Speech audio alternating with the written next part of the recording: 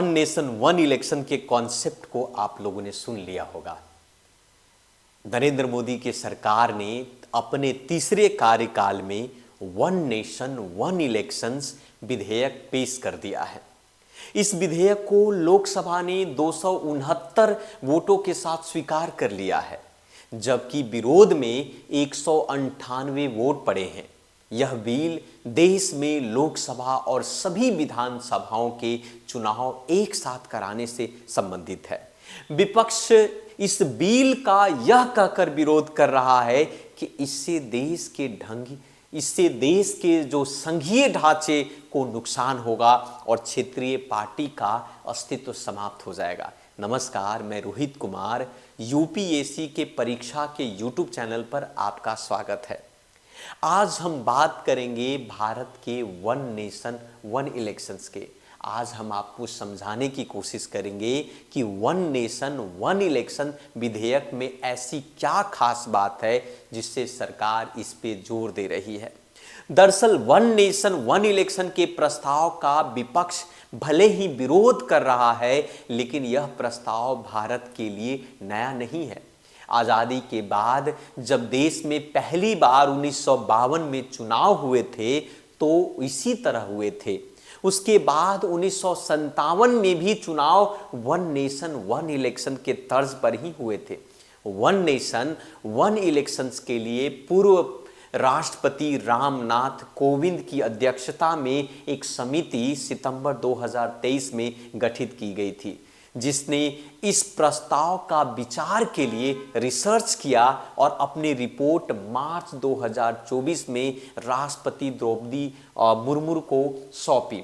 अब आपको मैं बता दूं कि ऐसा क्या था उस रिपोर्ट में। अगर हम उन समिति की रिपोर्ट की बात करें तो उस रिपोर्ट में कुछ महत्वपूर्ण सिफारिशें थी, जैसे कि केंद्र और राज्यों के चुनाव एक साथ कराए जाए, जैसे कि लोकसभा और विधानसभा के 100 दिन बाद ही निकाय चुनाव कराया जाए, जैसे समिति के एक साथ चुनाव कराने के लिए साझा वोटर लिस्ट और वोटर आईडी बनाने की सिफारिश भी की गई। साथ साथ में ये भी समिति ने कहा कि 18 ऐसे संवैधानिक संशोधन की सिफारिश की जिससे अधिकांश संशोधन में राज्यों की मंजूरी की जरूरत नहीं है। दूसरी बात आपको ये बताने की कोशिश करेंगे कि आखिर क्या कारण है कि प्रधानमंत्री खास करके पिछड़े पक्षधर में है और इसके फायदे क्या हो सकते हैं। दरअसल प्रधानमंत्री वन नेशन इलेक्शंस के पक्षधर में रहे हैं। इससे पहले बीजेपी सरकार में 2003 में अटल बिहारी वाजपेयी जी भी इसके फेवर में थे। अटल बिहारी वाजपेयी जो है इसे लागू करवाना चाहते थे। वन नेशन वन इलेक्शन के पक्ष में बहुत सारी ऐसी तर्क है, जैसे कि देश में एक साथ चुनाव होने से कम खर्च होगा, अन्यथा हमारे देश में बहुत ज़्यादा खर्च होता है। देश में कई बार चुनाव होने के कारण स्थिति बहुत दयनीय होती है और व्यापार पर इसका बुरा असर पड़ता है। बार बार चुनाव होने से मतदाताओं का उत्साह कम हो जाता है और वोटिंग में रुचि भी नहीं होती है। लेकिन आपको बता दूं कि इस चुनाव में बहुत सारी आपकी चुनौतियां भी हैं, यानी कि वन नेशन वन इलेक्शंस को लागू करने में बहुत सारी चुनौतियां का सामना भी करना पड़ सकता है। कुछ प्रमुख चुनौतियां इस तरीके से है कि क्षेत्रीय मुद्दे जो हैं यहां पर गौण हो जाएंगे, और क्योंकि लोकसभा चुनाव के दौरान में ज्यादातर जो मुद्दा होगा वो राष्ट्रीय मुद्दे पर फोकस होंगे, जिसके कारण से क्षेत्रीय पार्टी का अस्तित्व भी संकट में आ सकता है, क्योंकि एक साथ चुनाव होने से क्षेत्रीय पार्टी पर ध्यान कम जाएगा। संसदों की जवाबदेही कम हो सकती है, क्योंकि एक बार चुनाव होने के बाद वो 5 साल के लिए निश्चित हो जाएंगे।